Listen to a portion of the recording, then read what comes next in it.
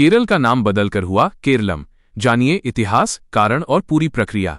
केरल का नाम बदलकर केरलम करने के प्रस्ताव को केंद्रीय कैबिनेट की मंजूरी मिल गई है। 24 फरवरी 2026 मंगलवार को हुई कैबिनेट बैठक में इस पर मुहर लगाई गई। जहां तिरुवनंतपुरम से सांसद शशि थरूर ने इस पर तंज कसा, वहीं भाजपा और कम्युनिस्ट पार्टी के नेताओं ने इसे एक ऐतिहासिक बदलाव बताया है। 1. केरल के अलग राज्य बनने का इतिहास। आधुनिक केरल का गठन भाषाई आंदोलन की परिणति था। पृष्ठभूमि ब्रिटिश शासन में राज्य भाषाई आधार पर नहीं थे। 1920 के दशक में संयुक्त मलयालम भाषी राज्य की मांग तेज हुई। शुरुआती कदम 1 जुलाई 1949 को त्रावणकोर और कोचीन रियासतों को मिलाकर त्रावणकोर कोचीन राज्य बना। फजल अली आयोग। सैयद फजल अली की अध्यक्षता वाले राज्य पुनर्गठन आयोग ने भाषाई आधार पर अलग केरल की सिफारिश की। स्थापना अंततः 1 नवंबर 1956 को आधुनिक केरल राज्य अस्तित्व में आया। 2. नाम बदलने की मुख्य वजह क्या है? ऐतिहासिक और सांस्कृतिक जड़ें। केरल मूल रूप से मलयालम शब्द केरलम का अंग्रेजी रूप है। सम्राट अशोक के 257 बीसी के शिलालेखों में इसे केतलपुत्र चेर साम्राज्य कहा गया है। भाषाई पहचान।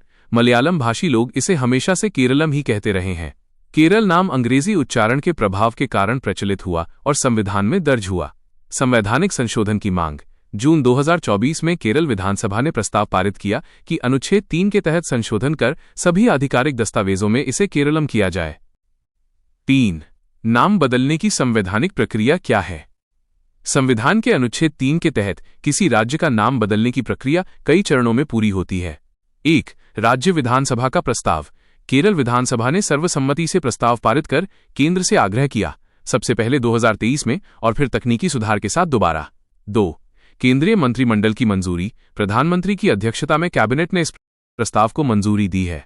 3. विधेयक का मसौदा। अब केंद्र सरकार केरल नाम परिवर्तन विधेयक तैयार करेगी। 4. राष्ट्रपति की सिफारिश और राय।